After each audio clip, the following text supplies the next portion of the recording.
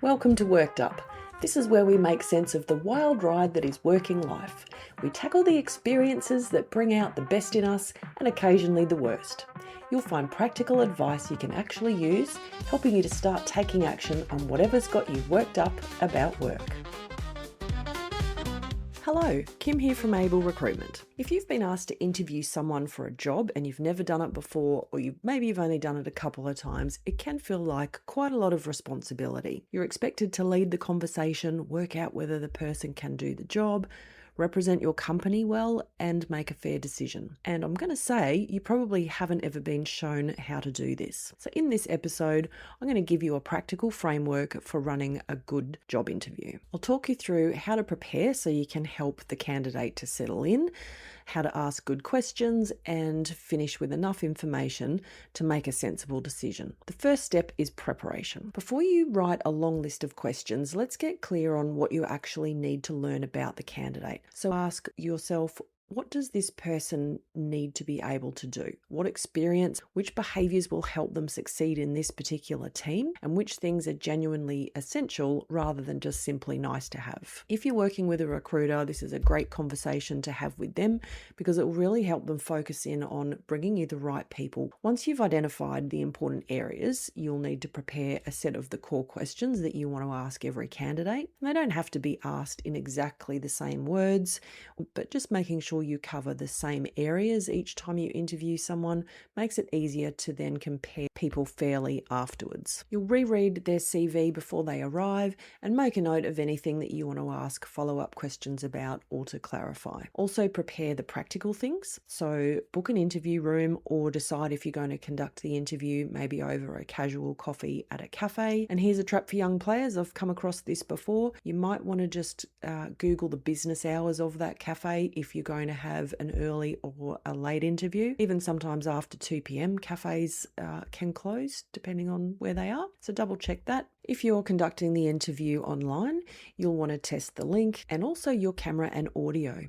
Even if you're in and out of Teams and Zoom all the time, sometimes the audio or the video can just drop off for no apparent reason. So it's definitely worth checking. The second step is to help the person feel comfortable and settle in so you can get the best from them. So firstly, it is common courtesy just to make sure that you've created an environment that is comfortable for your candidate. But in addition to that, a candidate who is nervous or distracted or physically uncomfortable is going to be less able to give you clear information. If you want to assess them properly, you need to create conditions in which they can show you what they can do. So welcome them properly, introduce everyone in the room and explain each person's role, as well as their role in the interview if some people are going to be taking notes and other people are going to be just asking the questions. Offer your candidate a glass of water and check that the room is comfortable. If they happen to be wearing a suit and a jacket and the room is warm, it's nice to think to say to them, feel free to take your jacket off if you like. And here's a real world example of this. I have somebody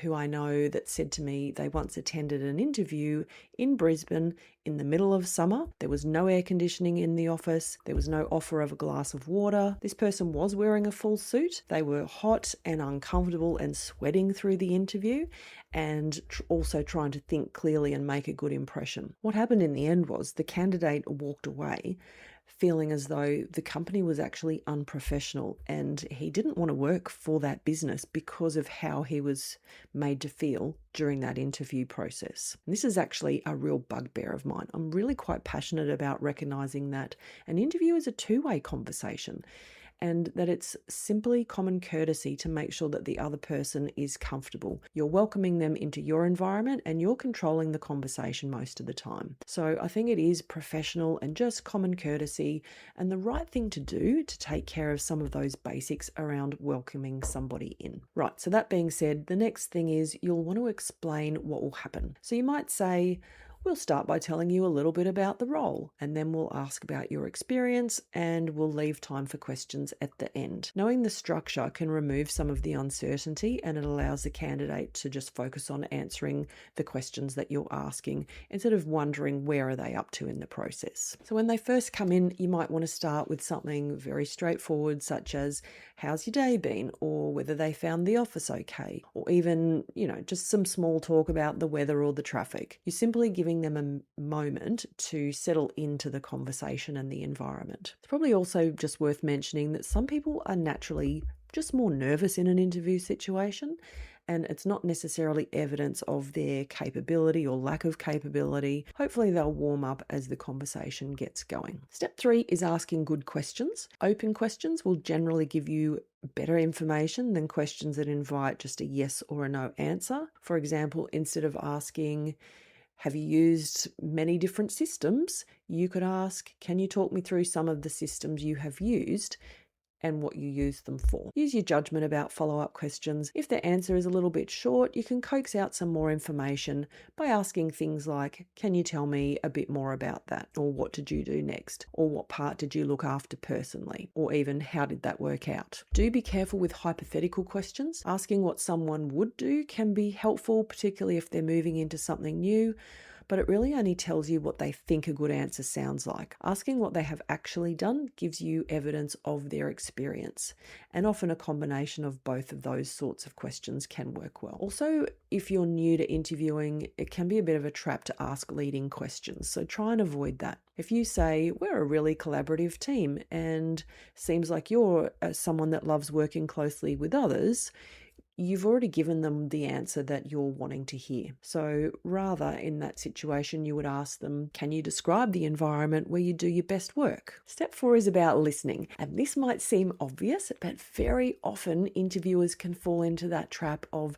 doing most of the talking. So it's completely fine to explain the company or the role briefly. It's totally fine to do a bit of chit chat and tell the candidate some information about yourself, but try and be really mindful that you want to give them the opportunity to tell you about themselves. You don't want them to walk away feeling that they didn't really get to say much or that there wasn't an opportunity to answer questions. So ask your question and give the person time to think. You don't need to rescue them or jump in immediately if there is a bit of a gap or a slight pause. If an answer becomes really long or moves away from the question that you're wanting to ask, it's completely fine to guide the conversation back. You can say, I'm just going to pause you there because I want to make sure we cover off a couple of other areas. And then maybe you could ask your question in a different way or go back to whatever the next question is. The first few times you do this, it really might feel as though you're being rude, but if you use a calm, neutral voice and sometimes even just a gentle hand gesture to indicate stop, that should do the trick. I find most people generally respond to that without being offended, and sometimes I think they don't even really notice. They are expecting you to be in control of the timing and the conversation, so they accept that you're going to re-guide or redirect where you need to. It's fine to take notes through the interview as well. Just let the person know at the beginning that that's what you're going to be doing. If you are taking notes on your laptop, just be mindful that the sound of typing can be really distracting, and if you've got one of those loud keyboards, use something different and try not to capture word for word everything that they say. Step 5 is sharing information with the candidate. So an interview, as we talked about, should be a two-way street where both parties are sharing information and working out whether they feel they can work together. Explain the role honestly and tell the person what needs to be achieved, what the manager is like if you're not managing this team yourself, how the team works, and where the challenges might be. It's always best to give candidates an accurate reflection of the job, warts and all. You don't want them accepting something based only on all the good stuff without having the opportunity to properly evaluate whether they would enjoy the job as a whole. Leave enough time in the end of the interview in case the candidate has a few questions. Usually people have one or two, and if they ask something that you don't know the answer to, it's totally okay to say that you'll find out and you'll come back to them. So the 6th step is closing the interview properly. You want to thank the candidate for their time, explain what will happen next and who will contact them, and roughly when they should get an update. If there are more interviews or if there's another assessment stage, tell them what that is, and then follow through. Candidates understand that decisions take time, and what damages the experience and your reputation as an employer is when they're promised an answer by Friday, for example, and then they hear nothing for 2 weeks. And this is very, very common. It's indicative of how busy people are, and putting interviews onto your schedule in addition to your normal work, it's just tough. So it does require some thought and organisation around it. If you think you won't get back to them by the time that you're expecting, you can just send them a quick note and and acknowledge, hey, I know we said Friday, really sorry.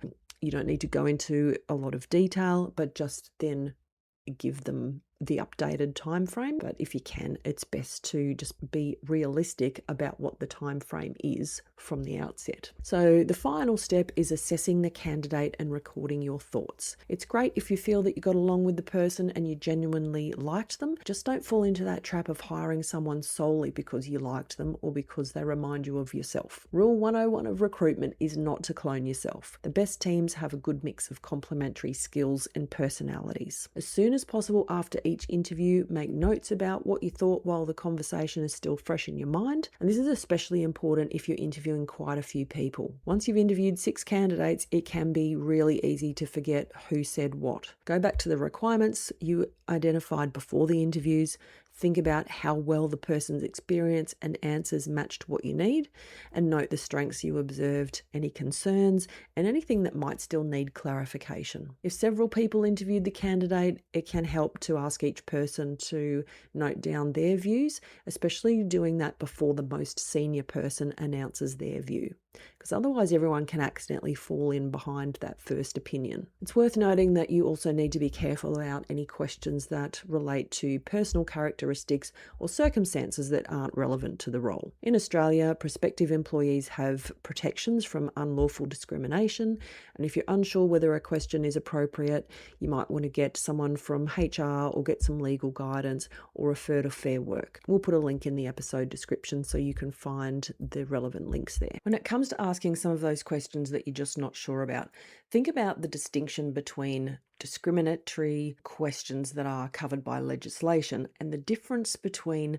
questions that just might be uncomfortable. So if someone has job hopped, or if you're not sure why they left their last job, there's nothing wrong with asking those questions, and there's nothing illegal about asking those questions. Yes, it might be uncomfortable for you or the other person. You're entitled to ask anything that you do think is relevant to you making a decision. You just think about how you're going to phrase that before you ask the question, and do it gently and keep an open mind that the person very well could have a reasonable explanation that you might be happy with. So tell them why you're asking and wait to hear what they have to say. Keep your questions focused on genuine requirements of the job and the person's ability to meet them. Okay, so if you're interviewing someone for the first time, remember that your job is to create a structured conversation that helps you understand the candidate and helps the candidate understand the opportunity. I'm Kim from Able Recruitment, and this is Worked Up. If you have any questions about this episode, feel free to reach out to us at